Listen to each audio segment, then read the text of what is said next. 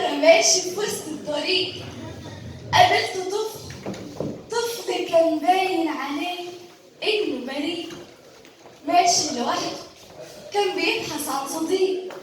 فكرته تايه، قلت اساعده او حتى اعرف هو مين.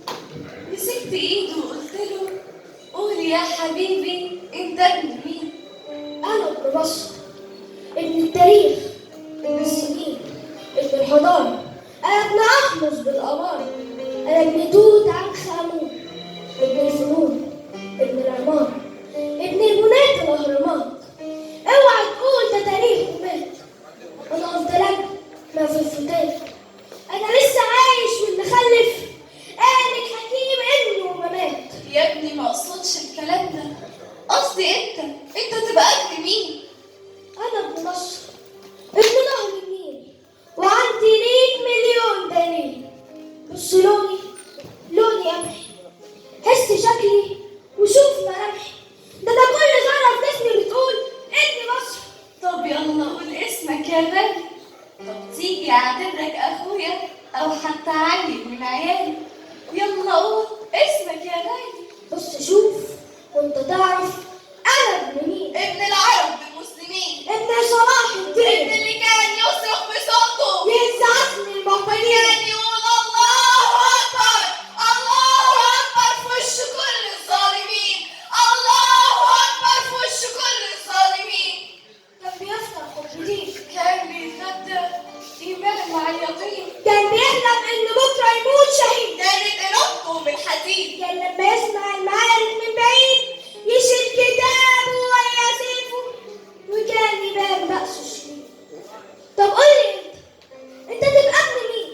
انا ابن بلال بن رباح، ابن اللي كان يجي عليه الليل ما يستنى الصباح، ابن اللي على ايده جرور الظالمين ولا وراح. انا ابن سيف الدين قطز، للامان وبيقين على القتال جيش انتصر. فالجالوت ساب لنا اعظم اثر، كان العدو لما يسمع صوت حصانه بينكسر. ولا اقول لك مش مهم انا ابن مين، المهم انا ابقى مين. لو بتحلم ابقى حاجه زيهم علمني حاجه من صفاتهم، وان ابقى واحد منهم. علمني اقول الحق ما مشاش الديابه، علمنا ارجع حق مغصوب الغلابه. علمني ان ده وطن، علمني ان ده وطن.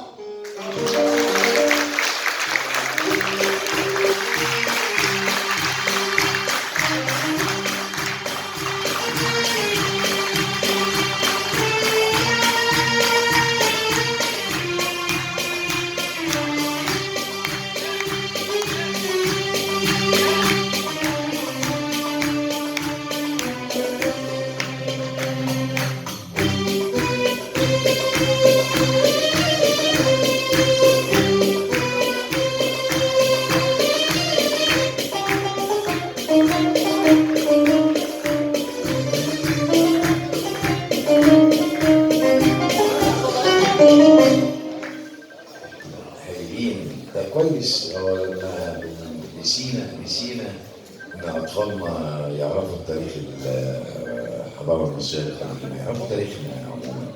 انا عايز بس كان لازم ابدا كلامي ان ارحب بصديقتي وزميلتي وعضو فرقتي الفنانه العظيمه المحترمه استاذه سميره عبد العزيز. كبيره قوي